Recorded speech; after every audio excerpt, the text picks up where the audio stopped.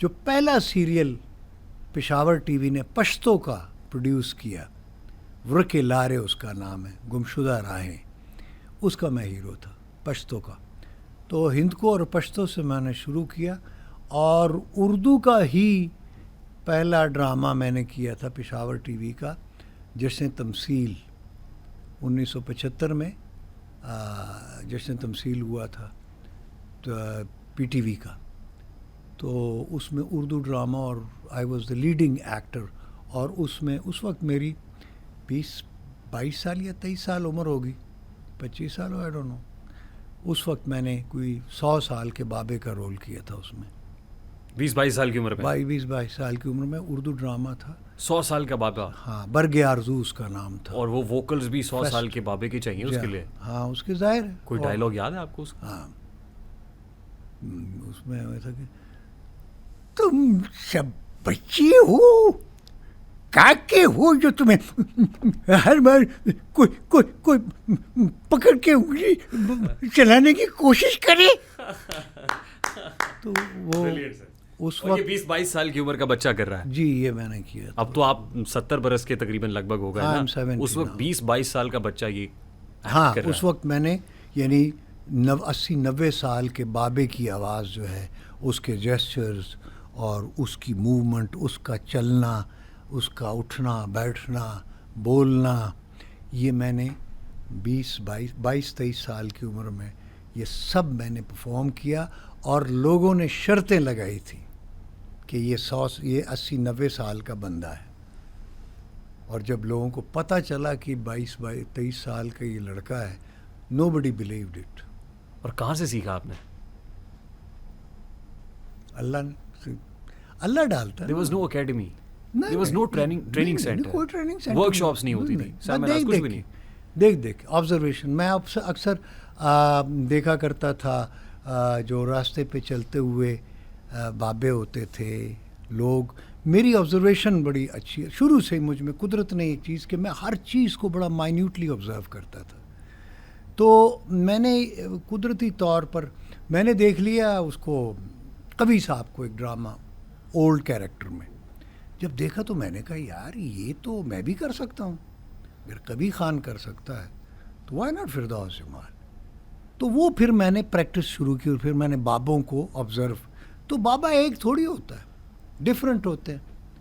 مطلب پٹھان بابا کوئی اور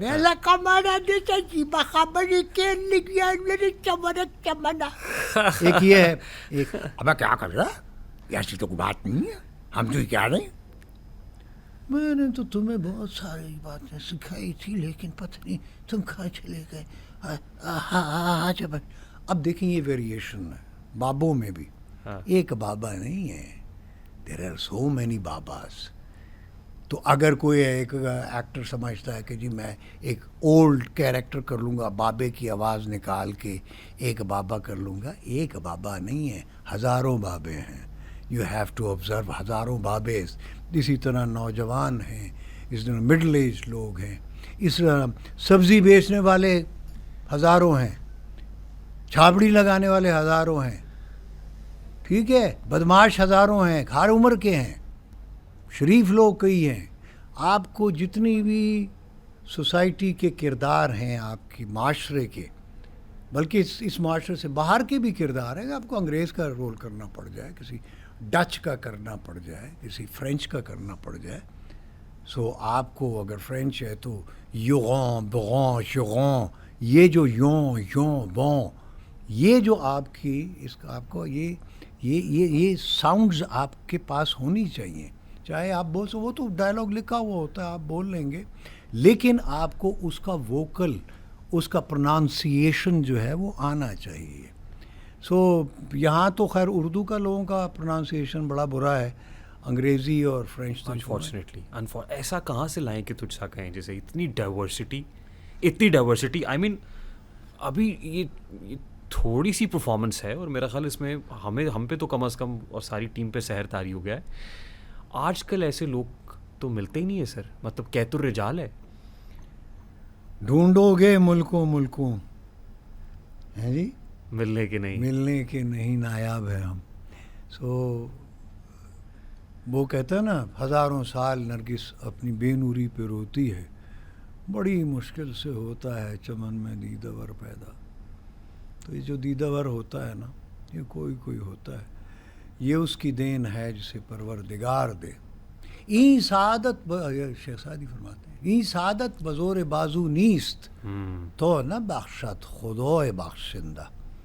یہ کوئی زور بازو سے نہیں ہے, کوئی ٹیلنٹ سے نہیں ہے, کوئی محنت سے نہیں ہے, کوئی اسٹرگل سے نہیں ہے. وہ ہے اپنی جگہ پہ, وہ بھی ہے, لیکن یہ جو پوٹینشیل ہے, ٹیلنٹ ہے, یہ میرا ایمان ہے, یہ گفٹڈ ہے, یہ عطا ہے, یہ اس کی دین ہے جسے پروردگار دے.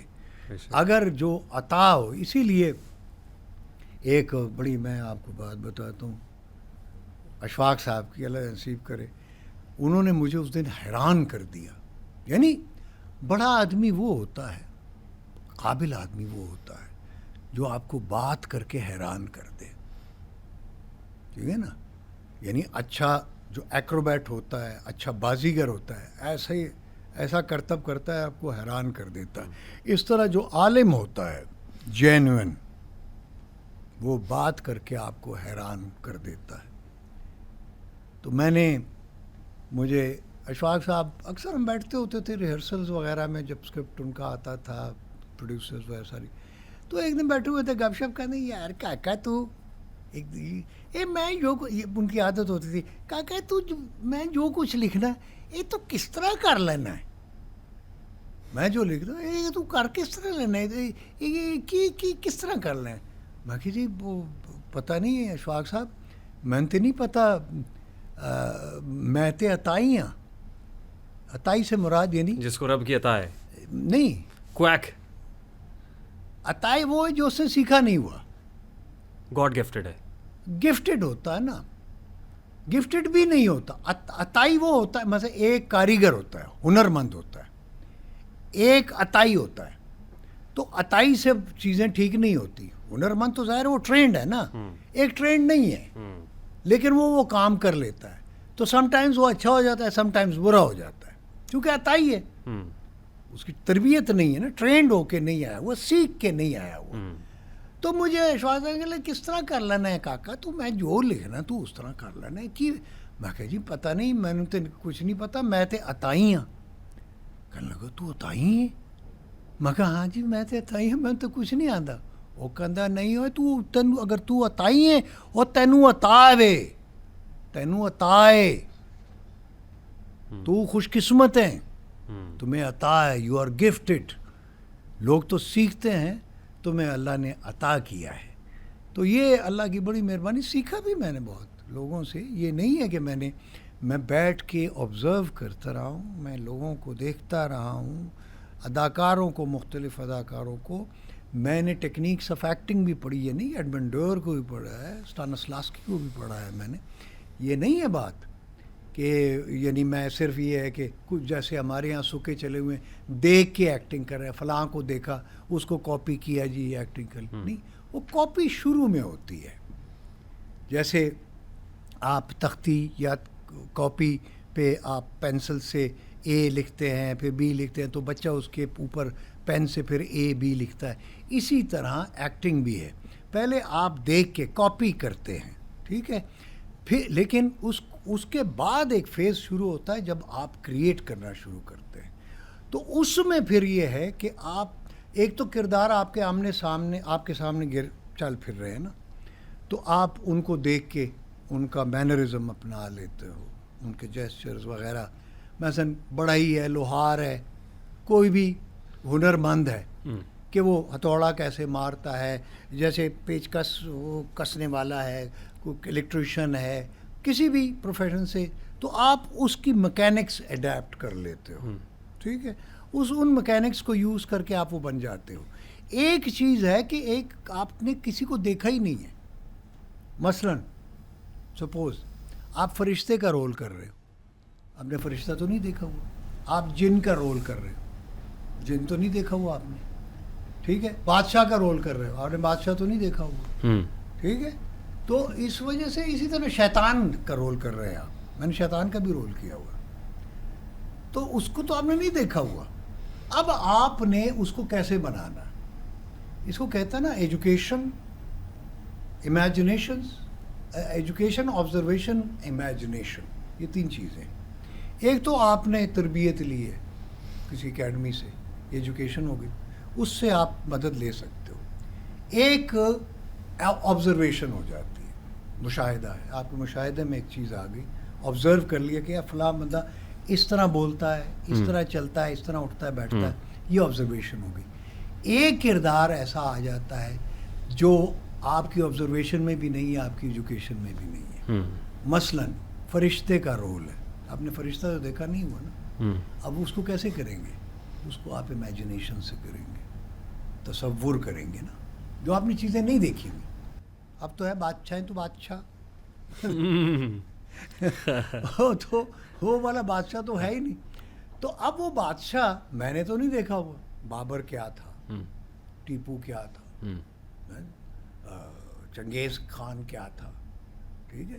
اسی طرح بادشاہوں میں بھی ایک ویریشن ہے, مغل بادشاہ اور تھے.